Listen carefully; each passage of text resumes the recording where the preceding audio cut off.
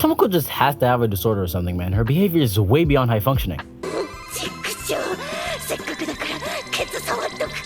That is not autistic behavior. And despite all that, why the hell is she still so relatable? Really, why do we relate to Tomoko so much? She's extremely cringe to levels I've never seen. I literally said this before. Tomoko's is just being cringe personified. Tomoko is an absolute loser, of course. She reminds me of you guys. Even with such levels of cringe, she still gets the "she's literally me" comments. And a month ago I wondered, why does she represent who I think I am and so many other people? So I decided, you know what? I'll make a video on this. As I always say but never do, I rewatched Motomote and came up with a few explanations as to why this cutie pie is so relatable. That aside, let's get into Tomoko. I've always wanted to get inside Tomoko. Her social anxiety and ineptitude are basically the selling points of Motomote. Wait, is that how you pronounce it? This whole series is basically her daily struggles in an episodic-ish way, introducing little things to keep the cycle fresh. Basic manga stuff. However, I believe Tomoko's representation of anxiety is simply goated. You see, other shy characters are just straight up defined by that word. They're just characterized by the defining shy traits and have no other substance or flaws. Tomoko isn't like that. She's more realistic. Instead of the exaggerated speechless and flustered moments, she gets these internal monologues that are anything but timid. Now, the more depressive side of Tomoko is a lot more overlooked. She looks rather fine from the outside.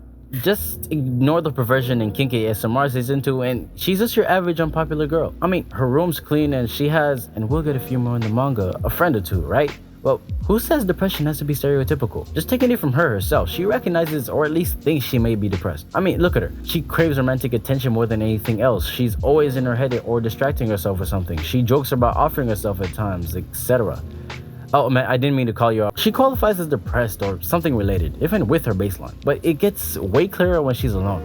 Whenever Tomoko's in a situation where she's both aware that she's lonely and has no way to distract herself from it, she gets reflective. Take the shooting star scene from episode 9. Tomoko is out planning to watch a shooting star set to be visible soon in a while. She buys some noodles and finds a secluded bench to sit and watch the sky at. She sits and begins eating while gazing up at the sky as the meteors fall.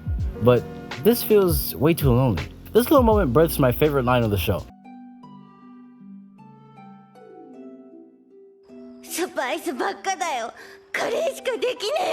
This is the part I was like, oh.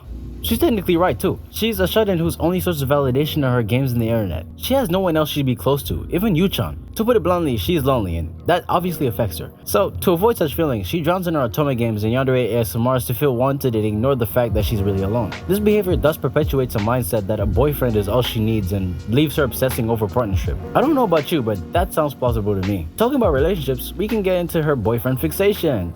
If you're still here, thanks, please subscribe. You know the process. We're so close to 200 subs. Comment the next character you want me to yap about too. Yeah, enjoy. Now, this is something I can personally speak on. Wait, did you expect me to say I have a girlfriend? I have an anime YouTube channel that has really, Tomoko places so much importance on getting a boyfriend, it's like her main motivation.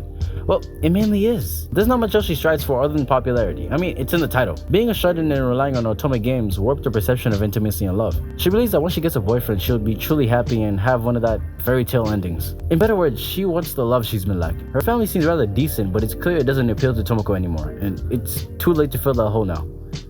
Man, why did I script it like that? I don't even have a scene in particular, it's just a character. I haven't seen any other character represent such a relatable occurrence as well as Tomoko. Wait, the anime dropped like 10 years ago.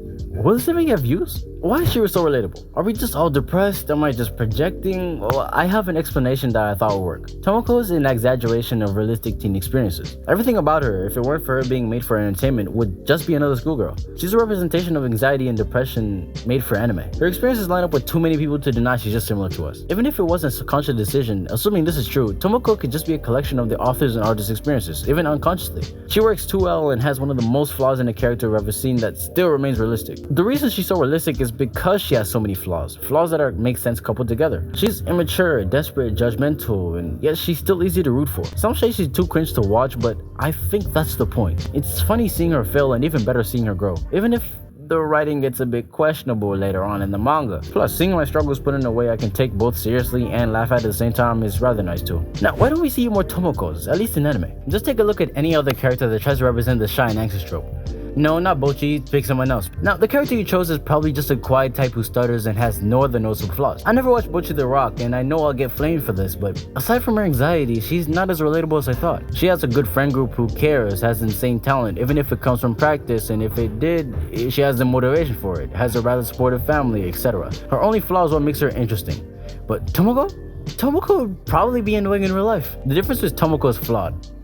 By a lot. She's judgmental, ignorant, desperate, perverted, annoying, immature, etc., etc., etc. Anime is a medium so conducive to escapism and romanticism that it jeopardizes representing real characters. Tomoko is not that. Tomoko is a great balance between comedy and the reality of a situation, which makes the show so polarizing. But that's just my opinion. I could be excessively reading into this, maybe this was a whole lot of bullshit, but I hope my rant was entertaining to you.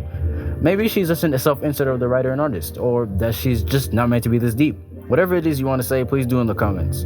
If you have something you want me to talk about too, I don't know why you want to, but please tell me in the comments too. I might do it. I appreciate you for watching this long, bro, and I really appreciate it if you subscribed. That's enough begging from me. I'm dipping now. Peace.